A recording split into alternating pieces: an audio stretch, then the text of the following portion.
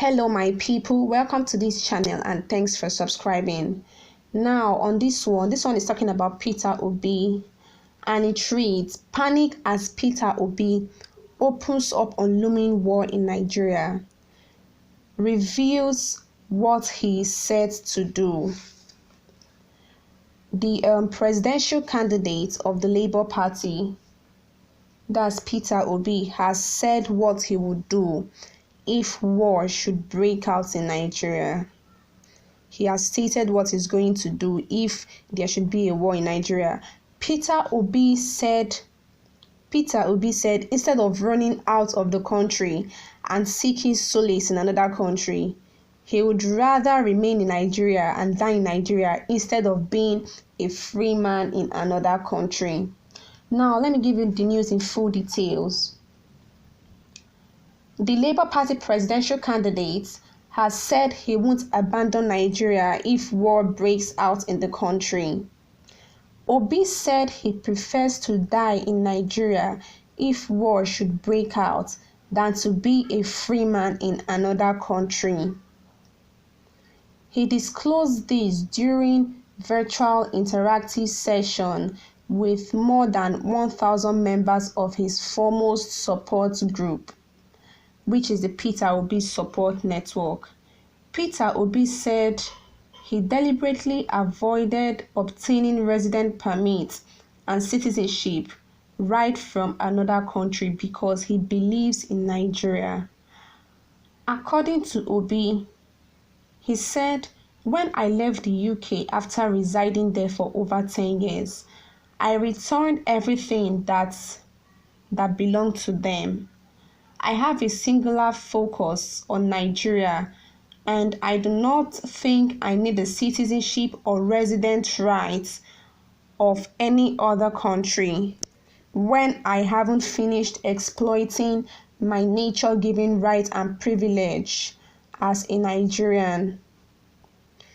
If I am out of Nigeria today and there is war, I would find a way to return to Nigeria because I would rather die in my country, Nigeria, than live a free man in another man's country."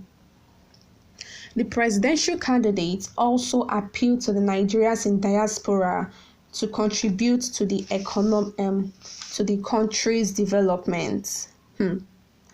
What Peter Obi said is quite a hard thing to do, because how can there be war and then you would come straight to the war? It's usually easier said than done. And we are used to politicians make promises on what they are going to do. We are used to it already. They make promises, they say they are going to do this, they say they are going to do that, but at the end, it all amounts to failed promises. They don't do what they intend to do at the end of everything.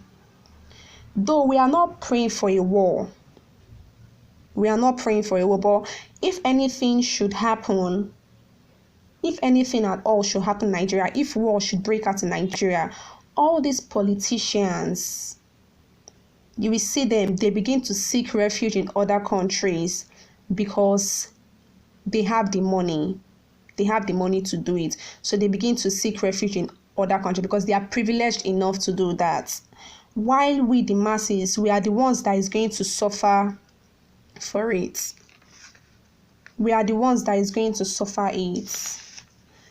Well, what he said is patriotic of him. It's patriotic, but like I said, it's easier said than done.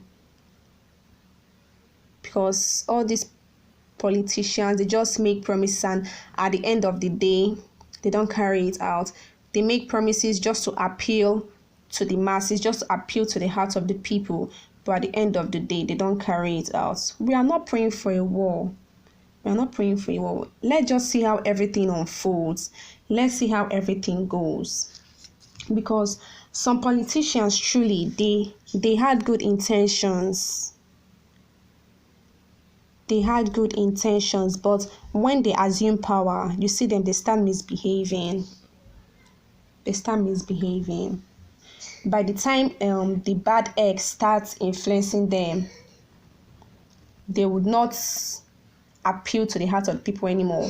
They would do things against the people. What then happens at the end of the day is, if you can't beat them, you join them. That's what happens at the end of the day. By the time they assume power and they start misbehaving, and then they are influenced by the bad people there, they will not start joining them. So the mess Nigeria is now currently is, it seems irredeemable. It seems like it's something that's irredeemable. Trying to fix the whole situation now is more like a Herculean task. So what Peter Obi said is good only if he's going to stand by it. What he said is good, because even the current ASU strike now that we are passing through, the reason why it has been allowed to linger for so long now, since February 14, almost 6 months, is because the federal government, they are not doing anything about it. They don't care about it. They are not bothered. Because I'm very sure that if they see it as a priority, this strike wouldn't last for up to 2 days. It won't last for up to 2 days, because their children, they are not in this country. They are not studying in this country.